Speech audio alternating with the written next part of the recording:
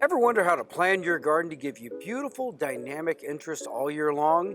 Today we'll show you how, so stay tuned as we garden smart.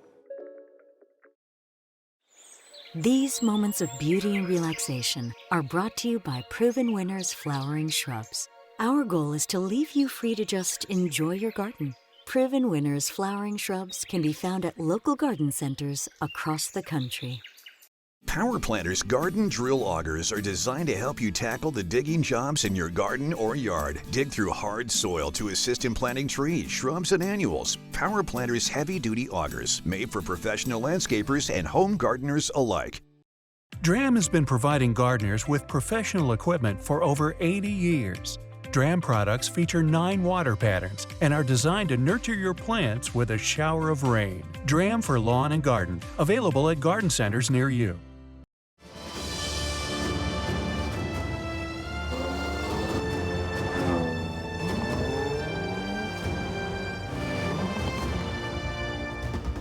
The Jaguar F-Pace.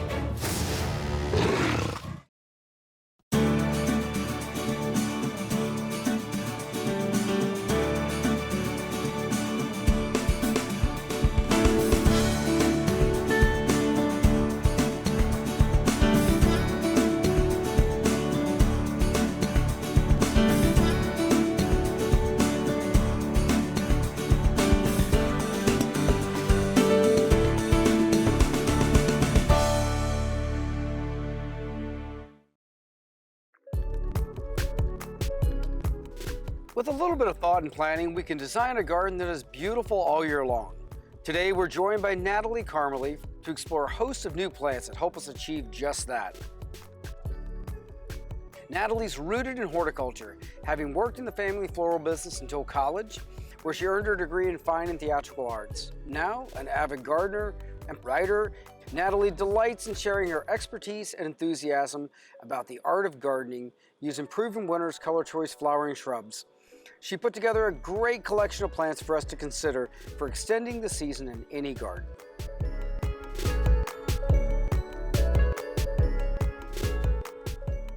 Natalie, welcome to the show. Thank you so much for joining us. I'm so happy to be here. Wonderful. Well, today we're talking about the year in the garden and how do we extend seasons, beyond I would say like the hot spots in the garden where, when we're looking at spring into early summer, there's a ton of things that are in bloom. And of course, the garden centers do a wonderful job of showing us all of that. And there are different periods throughout the year where, things could be not quite as exciting if we're not thinking about what aspects of interest are we introducing into the way that we plant and the way that we design our gardens. Yeah, that's a perfect conversation, especially considering now it's the fall. Right. So, that's going to be a great lead-in to what's not only going to look great in the spring, but what's going to look great through the season into the fall. There are things that look wonderful at all different times of the year, and so it's a process of taking notes and observing, where at what different points of the year are there holes in my garden, what do I need to think about plugging in, or does October look particularly tired in my garden?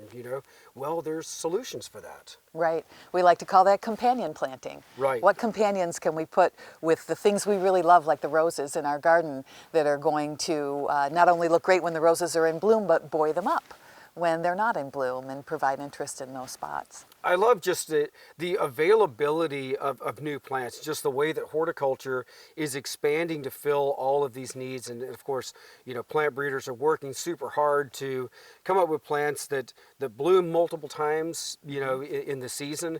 I think of like the azaleas that we've got right here, the old school azaleas, you'd get that one magical bloom, for us it's like June-ish, and then they would be finished. And so you'd have maybe a very attractive shrub beyond that, but you wouldn't get like the multiple additional seasons of bloom, and just the way that that's helped really expand the season. And so looking at those plants that are very versatile, that give you more than one season of interest is super important. Yeah, I think that's what people really want is they want things that are going to keep their gardens exciting. And so at any skill level, when we come up with these things that are going to keep a garden exciting from spring all the way into fall, into winter even, That just, I think, keeps gardeners engaged, and it just makes the whole process just easier and more fun. Right, absolutely. One thing that I was thinking of is, and I've started incorporating this into my garden a lot in the last few years. My garden now is a very small garden, so it's super compact. So I'm loving all these dwarf plants that are coming out. They're perfect for me. But I've started incorporating a lot of containers into that design. So not only are these bright, bold colors, that is, it basically is a piece of sculpture that's a nice focal point in the garden. It adds that splash of color. But then also, throughout the season, I'm able to change it out with, fun annuals. I use a lot of flowering woody ornamentals. But I find that just I would say the versatility of containers really adds a lot to the garden. I love the idea of using really colorful containers and really making an investment in a good container that is weatherproof, that you can keep in the garden for the full season, that's always going to bring that splash of color, and then you can add to that color by changing the plants throughout, whether you choose to put a nice woody ornamental, a dwarf woody ornamental in the center and surround it with different kinds of annuals or even perennials. Sure. And then in the winter you can even change it out and put colorful sticks in there, or you can put evergreens into the soil. There's so many things you can do with an interesting and colorful container. And one thing that I know that many gardeners know is thinking of foliage too. So beyond the bloom, what are we getting from that plant from a foliage standpoint? And there are so many different directions that one can go in when they're thinking about, what is that plant going to look like throughout the seasons. So we've got some wonderful plant selections here. Let's start with the azaleas. I love azaleas in the garden, and that's another great example of a plant that has gone from 25, 30 years ago to what azaleas were, our grandmother's azaleas, to now a plant that has an incredibly wide range of interest across basically spanning 2.5 to 3 seasons. Right.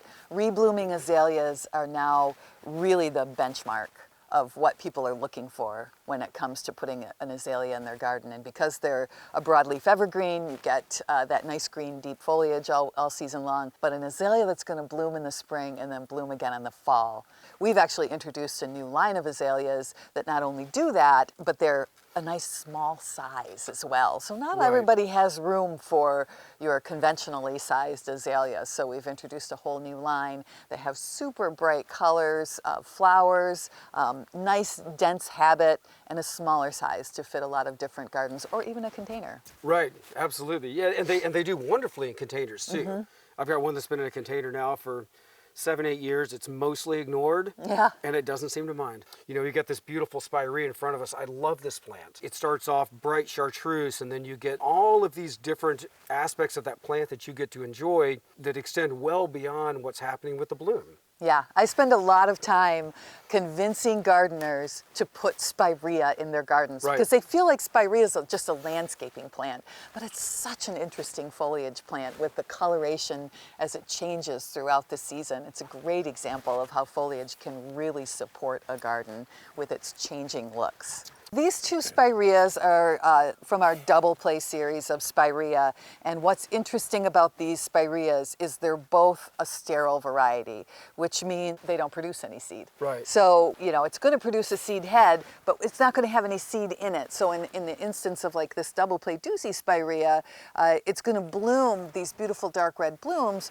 straight through the seed heads. If you've ever grown a plant that flowers only one time, it will bloom. And then that bloom is telling the plant, I'm all done for the year. Well, if it doesn't produce any seed, it doesn't know any better, and it just keeps blooming and blooming and blooming. So that's what the Double Play series does, and we've got a couple colors here.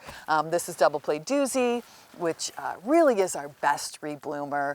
And then this is Double Play Candy Corn. This has a candy apple red spring foliage. Wow. And then it turns this chartreuse green color, and then it's going to turn orange in the fall. So when you talk about a Spirea plant that's really going to carry a lot of color through just its foliage, Double Play Candy Corn is a great answer to that. Okay, so you've got a Fothergilla here. Yeah, so this is a offshoot of a plant that we introduced a few years ago called Legend of the Fall. One thing we love about Fothergilla is its great fall color. So we came out with Legend of the Fall, and then we came out with this dwarf guy called Legend of the Small. So this is a dwarf Fothergilla. It's commonly called a bottle brush, so it still has that great spring white bottle brush bloom, Right. but that wonderful fall color story on a dwarf frame. Yeah, and it's a very durable plant. That's one thing I've always appreciated about Fothergilla is that it can take some pretty challenging sites. Yeah. Okay, let's talk about Caryopteris. This is one of my favorite perennials of all time. This is called Beyond Midnight. Dark green, almost blue foliage. And then it has a companion plant that we just came out with called Beyond Pinked Caryopteris. So even though it's called a bluebeard, it has a pink flower, and it has, they're kind of these round flowers that kind of surround each stem. Almost looks like a truffle, a tree out of Dr. Seuss or something like that. So it's a really interesting appearance. These are hardy down to zone 7, so they're great for an Atlanta garden or, in this area in Georgia. This is a new Hepaticodium, right? Yeah, so this is Temple of Bloom, Heptacodium, 7 sunflower. And there's a lot of reasons to love Temple of Bloom. It's a tree, could be a multi-stemmed shrub. So it's typically a very large plant, but this one is only going to get to be 6 to 10 feet tall. So as trees go, that's a pretty compact size. Yeah. And what I personally love is that great peeling bark. So almost like a crepe myrtle, where you really love that peeling bark, which gives another piece of interest to the garden. It has that very interesting bark underneath this canopy of foliage. Late summer flower, a white summer flower, followed by bright red bracts that are left over. So it has a very late summer, early fall interest to the garden, and the pollinators love the flowers. Yeah, so it's a great example of a plant that really has 3, 4, 5 different levels of interest. And also, I mean, the foliage, I think, is very attractive. There's a nice, like, glossy lushness to it. So there's really no way you can go wrong with it. Right, right.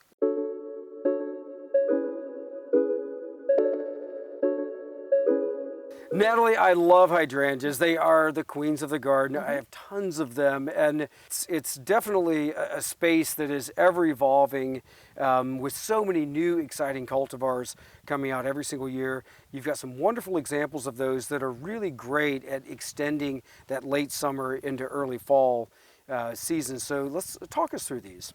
We do. So we have some beautiful cultivars here that are easy to grow, bloom prolifically, provide color in the middle of the season all the way into the end of the season because they are remontant. So they start blooming on their old wood and then they finish on the new wood. So a nice long color story, either with the remontancy of the hybrid hydrangeas or the big leaf and mountain hydrangeas, or the new wood hydrangeas like the panicle hydrangeas that bloom midsummer and then carry that great blush color story into the fall. Yeah, wonderful. Well, this is an excellent hybrid here. I love these blooms. So we're getting kind of the best of both worlds on this one. It's a wonderful, like almost lavender color, really nice structure to it. Great foliage. Which plant is this? This is called Let's Dance Can Do, and this is a mountain hydrangea, big leaf hydrangea hybrid. And yes, this beautiful part lace cap bloom will turn blue, or like a purpley blue depending on the soil, or a pink in more alkaline soil. And you can see it just has this great color. And not only does this have the great color of the bloom in the season, but also it provides a great color with the foliage. So speaking of flower color, so many people love that really nice, bright, clean blue, which can be difficult to get on hydrangeas. You've got an example here that's just a beautiful blue. Which one is this? This is Let's Dance Sky View. This plant was developed specifically to turn blue easily. So a lot of people I know, when they go to the garden center, they want to get a big leaf hydrangea that's going to turn blue. Not all cultivars are designed to turn blue, but one like this, Let's Dance Sky View, will turn blue, and it's going to turn blue faster. One innovation in hydrangeas that I really, really love is the move in the direction of really nice dwarf versions of hydrangeas. I love the big ones, but the smaller gardens can't really accommodate that. What are some of your favorite of the new dwarf hydrangeas? You're right. So everybody loves to grow like a limelight hydrangea, right? Right, But it right. can get to be 8-9 feet tall. They're big, yeah. But if you want that great, new wood blooming, panicle hydrangea that's got this great white bloom that turns pink in the fall, these dwarf guys are a great answer. So this is an example of firelight tidbit. So this is a small dwarf hydrangea. It's only going to get to be 2 to 3 feet tall and wide, so it's one of the smallest panicles on the market right now. We just introduced this growing season, and it has this beautiful panicle that's going to turn blush in the fall. It starts to blush from the bottom up, so you're going to get those nice dark red blooms in the fall. And these are also blooms that you can cut, so you can bring that color into your house. Yeah. So even though it's a dwarf, you're going to get a lot of blooms on it. You're going to be able to cut some blooms and bring them inside. Next season, we're introducing tiny quickfire. So this is an even smaller panicle I love the hydrangea foliage on that too. It has a dark, Yeah. a really dark saturated colored foliage, smaller foliage. The blooms have almost these kind of cup-shaped florets, and once again you're going to get blooming from the top to the bottom. You're going to get all the color you love in a panicle hydrangea, that mid to late summer color in your garden, but in a very small, compact size. You can even put it in either one of these in a container and they're going to look great. Yeah, it's a very, very versatile plant. There's been a tremendous amount of work that's gone into what we see in that genus now, where the Weigelias of old, they're beautiful, but there's just an amazing array of foliage and bloom qualities, and of course dwarf, tight, compact plants. Tell us where Weigelia is today. And we've got a couple brand new ones that we're just introducing. The first is called Vinho Verde, and this is a Weigela with a black margin. At the center of the leaf has this green, kind of a mottled center, and then the margin of each leaf is black. So it does have a pink flower in the spring. The reason that we introduced this is because it has such interesting foliage. We've never seen a Weigela like it. And then a second Weigela that we introduced this year is called Midnight Sun, and it has an orange colored foliage. Wow. Okay, well, we'd be remiss if we didn't talk about roses, which I think any proper garden should have roses. And roses are another great example, of a plant that really has made quite a transition from the roses that we knew, the old world roses, to now, a whole host of roses that they basically fit into almost any slot that one would need in the garden. Of course, now we have roses that bloom, almost the entire warm season, which is really, really incredible. Right. So if people were to typically grow your old-fashioned hybrid roses, right, you get one bloom and you're done. Right. And they're gorgeous, but they're a lot of work. What we have now are some new roses coming out in our reminiscent series of roses that have that durability of a shrub rose, but they bring scent back into the garden, and they bring that look of a garden rose, something that you could trim and put into a vase. They bring color back into the garden. The reminiscent roses have reminiscent crema with a beautiful white bloom, kind of a buttermilk white bloom. Reminiscent pink has that light old-fashioned pink rose. Reminiscent coral has a very rounded coral color bloom. Great for cutting because they smell so beautiful. And then we have the Rise Up series, which if people want to grow a climber rose, they can train it as a climber or they can prune it down as a shrub. So if you want to bring that color up into a trellis above your garden, you can take one of these Rise Up roses, train them on your trellis, and they're going to bloom beautifully for you, but they're going to be easy to grow like a shrub. Natalie, one of the many things that I love about gardening is even if we lived hundreds of years, we would never know all the plants. And there's this endless march of wonderful, amazing new things that are happening every single year. So if you get bored as a gardener, you're not paying attention. There's so much cool stuff happening. This is a wonderful plant here that actually I'm not that familiar with. I mean, we're talking about dynamic foliage that helps extend the season. And these, they look almost artificial. They're so interesting, and you got three wonderful, these are waxwings, you've got three wonderful selections. So talk to us about this plant a little bit. Well, this plant is called a coprosma, or a mirror bush. You wouldn't be familiar with it unless you live in a really warm climate. Gotcha. So these are hardy to zone 9. Okay. So if you live down in South Florida, Right. or if you live deep into Texas, these are great plants for these really warm regions. And they have these beautiful, shiny, colorful leaves to them. This is the waxwing series of coprosma, waxwing orange, lime, waxwing gold, and they're bred just for their foliage, just for this really great, beautiful, colorful foliage. If you can get your hands on one of these in a colder climate, put a shrub in a container and plant other things around it. Right. Use it as you would an annual.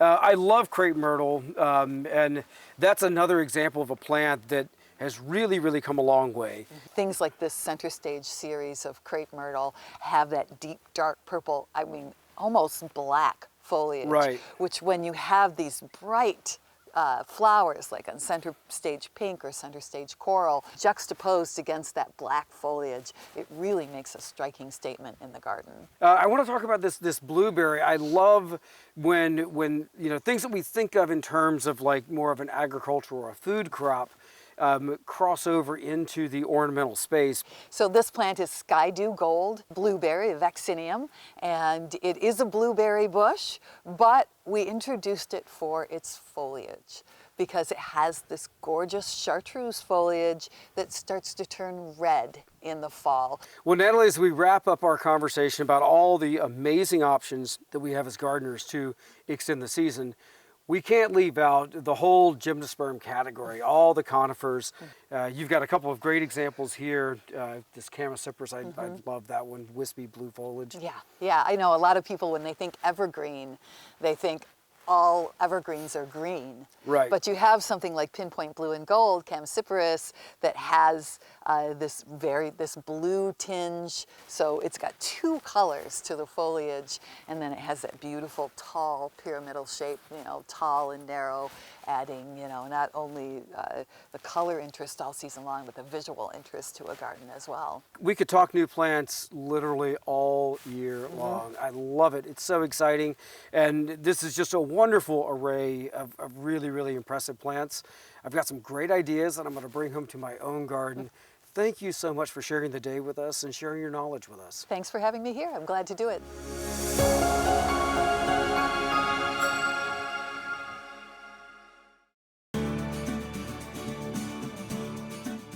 Each week we travel the country north to south, east to west, visiting some of the most exciting gardens, as well as talking to industry horticulturalists about design principles, new plants, and also how you can be most successful with your home gardens.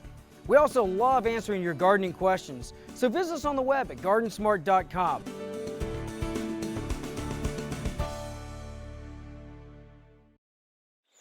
These moments of beauty and relaxation are brought to you by Proven Winners Flowering Shrubs. Our goal is to leave you free to just enjoy your garden.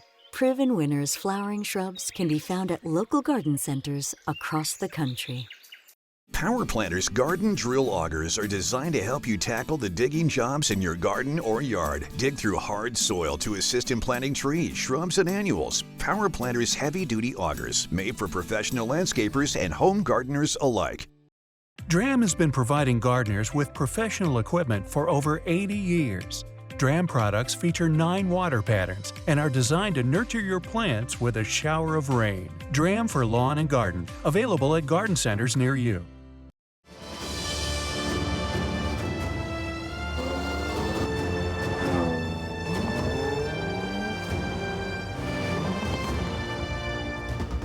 The Jaguar F-Pace. I just love exploring new plants. It's like finding a new color to paint with, and it adds so much excitement to the garden. If you have questions about anything you've seen today, visit us at GardenSMART.com. You can also find us on Facebook and Instagram. You can also find a host of great gardening tips on YouTube at GardenSMART TV to help gardeners who are both experts or beginners. Garden Smart.